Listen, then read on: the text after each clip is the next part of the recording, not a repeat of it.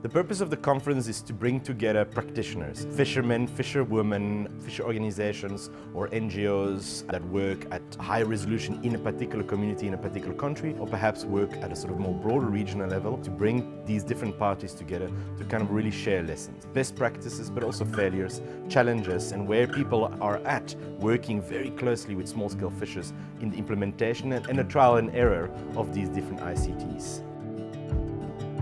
Right from the Comoros Islands and Belize and Fiji and Indonesia, people have been working on similar things, struggling with similar issues, working with similar communities. There's a lot of those shared learnings and shared challenges. It provides that space to brainstorm about what we can do going forward. That's such a very timely thing that this conference provides.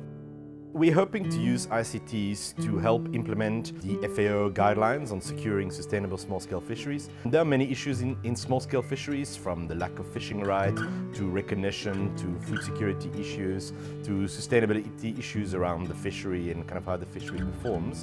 And we're hoping that ICTs, if co-designed, if implemented in the right way, of course, can play a role in helping fishers navigate through some of these challenges. Depending on how they're created, they can be designed so that they do provide value for those involved. If it is a technology that the fishers can use and it gives them access to market, a digital credibility for a loan or proof of income, safety at sea features, those provide value to those involved and then give them incentives to provide data to the government for fisheries management, provide data to supply chains for better traceability, and helps lessen that burden from lack of capacity and the resources that they may be investing in.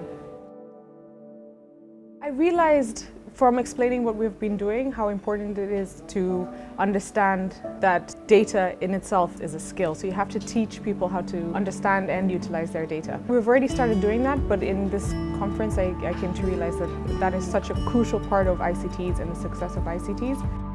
Some of the fishers that we're working with don't even have a simple mobile phone. The way we've addressed this is taking things really back to basics and holding workshops and doing lots of training on just how to use the technology, how to turn it on, how to make sure that you've got Wi-Fi. And that's also been really good because it means that if you teach somebody to use a mobile phone or tablet to collect data, it means that they know how to use it in their daily lives as well. That journey for me was, in the beginning, it was a bit hectic, difficult, because you have to remember that we as old school fishers are not so familiar with the cell phones, with apps and stuff like that. But we got an amazing panel of experts who works on the app, and they made it for us quite more simpler. This conference has provided a lot of value because it brings together so many people that are involved, particularly the fishers. I think that's a critical piece missing from a lot of these conferences. We're discussing what should be done without those that are there that use these technologies or do the fishing.